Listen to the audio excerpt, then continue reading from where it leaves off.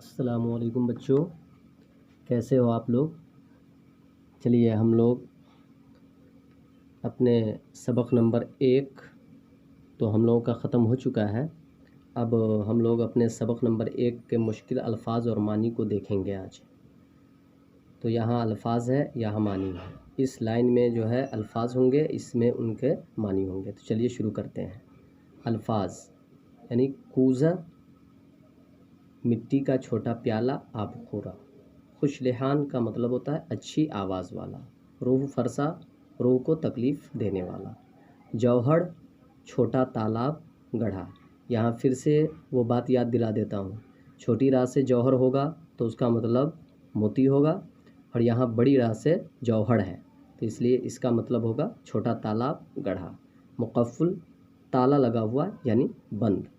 مزرع یعنی کھیتی۔ پٹواری، زمین ناپنے والا، سرکاری ملازمی یعنی زمین کو جو ناپتا ہے، جس کو ہم لوگ دیہاتی لب و لہجے میں یا عام لب و لہجے میں کہتے ہیں امین، جس کو کہتے ہیں وہ۔ خانقاہ کا مطلب ہوتا ہے کسی پیر بزرگ یا صوفی کے رہنے کی جگہ۔ نمناک کا مطلب ہوتا ہے بھیگا ہوا۔ شانہ مطلب کندھا، یہاں کندھا۔ نجات کا مطلب ہوتا ہے رہائی، یعنی دوسرے لفظوں میں آزادی یا چھٹکارا۔ اسی طرح استراحت مطلب آرام۔ ثبت کرنا یعنی نشان لگانا یا بنانا، نقش بیٹھانا، جیسے مہر مارتے ہیں نا، تو بس وہی سمجھ لیجیے۔ اب یہاں کچھ قواعد ہیں، اس کو ہم لوگ دیکھیں گے۔ کہہ رہے ہیں حروف کی قسمیں۔ ایسے تو ایک چیز یاد رکھ لیں کہ حروف کی کئی قسمیں ہیں، لیکن یہاں پر ہم جیسے جیسے ہمارا سبق آگے کی طرف بڑھے گا اس طریقے سے ہم لوگ قواعد کو سیکھتے چلیں گے۔ تو یہاں ہم دیکھتے ہیں سب سے پہلا ہے حروف جار، جس کو حروف جارہ بھی کہتے ہیں، جن کی مدد سے جملے بنتے ہیں اور بامعنی ہو جاتے ہیں۔ مثلا میں، سے، پر، تک، کو، آگے، اوپر وغیرہ۔ یہ وہ الفاظ ہیں، یہ وہ لفظ ہیں جو ایک دوسرے سے مل کر بامعنی ہوتے ہیں، جیسے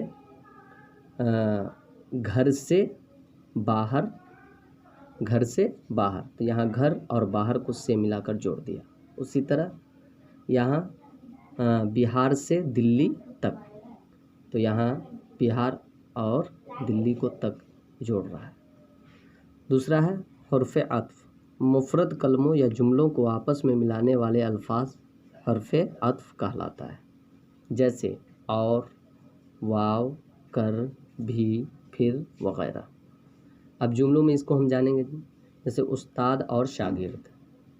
اب یہاں پر استاد اور شاگرد میں یہ اور جو ہے یہ کیا ہے؟ حروف عطف ہے۔ نیک و بد، یہاں پر نیک اور بد میں واو جو ہے یہ عطف ہے۔ نہا کر آنا، یہاں نہا اور آنا یہ دونوں الگ الگ لفظ ہیں، اس میں کر جو ہے حرف عطف ہے وغیرہ۔ آج کا کچھ سوال بھی ہے جو ہم لوگوں کو آپ لوگوں کو میں دوں گا، اس کو حل کرنا ہے، اور ایک چیز کا خیال رہے کہ آپ گروپ پر اپنے جواب کو سینڈ نہ کریں، ارسال نہ کریں، بلکہ میرے پرسنل نمبر پر سینڈ کریں۔ چلیے تو ہم لوگ اپنے سوال کی طرف چلتے ہیں۔ یہاں گھر کا کام، اردو میں گھر کا کام کہا جاتا ہے، ہندی میں گرہ کاری کہا جاتا ہے، اور انگلش میں ہوم ورک کہا جاتا ہے۔ یہاں دیکھتے ہیں سوال نمبر 1، مایا مکھن کب جمع کرتی تھی؟ سوال نمبر 2، مایا کا بھائی بہن کے پاس کیوں آتا تھا؟ سوال نمبر 3، دادا جی اپنی بیوہ بہو کو کیا تلقین کیا کرتی تھی؟ کیا کرتے تھے، یعنی کہ دادا جی اپنی بیوہ مطلب مسمات بہو کو کیا تلقین کیا کرتے تھے؟ سوال نمبر 4، مایا نے اپنے کپڑوں اور زیورات کا کیا کیا؟ سوال نمبر 5، پٹواری دادا جی کے پاس کیوں آیا تھا؟ اب یہ رہا آپ کے سوال۔ اب آپ لوگوں کو اس کا جواب دینا ہے اور میرے پرسنل نمبر پر سینڈ کرنا ہے۔ جب تک کے لیے خدا حافظ۔